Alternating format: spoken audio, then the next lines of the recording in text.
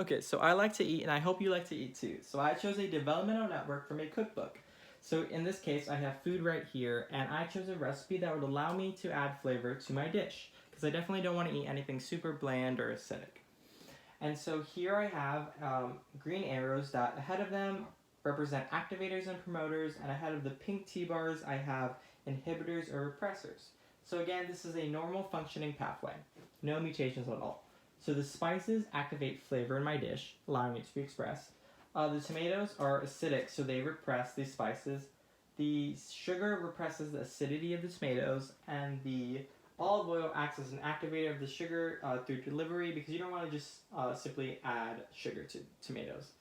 That's not super effective. So let's say a mutation occurs. And when I refer to mutations, I'm going to refer them as an error that I've caused. So in this case, I accidentally added too much olive oil.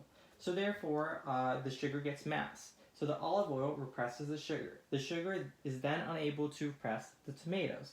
The acidity of the tomatoes is now able to repress the seasoning or spices. Therefore, the spices cannot activate flavor in my dish, which means I don't get to eat my dish, which is very unfortunate because I was hungry.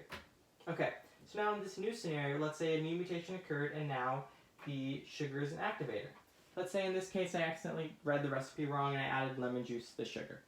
So now the sugar is acidic. And so here we have olive oil, which activates the sugar. The sugar activates the tomatoes because in this case it doesn't mask it and maybe even makes it more acidic.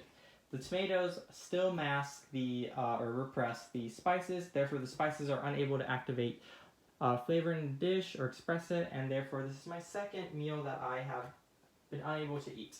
So now let's say two mutations occur. Let's say again I used too much olive oil, therefore it's a repressor again. And in this case I choose to use ripe tomatoes that aren't as acidic. So now it's an activator. The olive oil represses the sugar. The sugar is unable to repress the tomatoes. But in this case the tomatoes are an activator because again they aren't acidic. So the tomatoes activate the seasoning, and the seasoning is now able to activate flavor in my dish. Yay, my first meal. Okay, so now let's say in this new developmental pathway, two new mutations occur. In this case, the sugar becomes an activator and the spices become a repressor. I use sugar again with lemon, and let's say the spices were bland or they were expired. So the olive oil activates the sugar. The sugar activates the tomatoes, and the tomatoes repress the flavor from the spices. Therefore, the dish is bland and unflavorful. In this case, the seasoning was expired, so there's no way there's going to be flavor into the dish, which means it's my third meal that I can't eat, which is very unfortunate.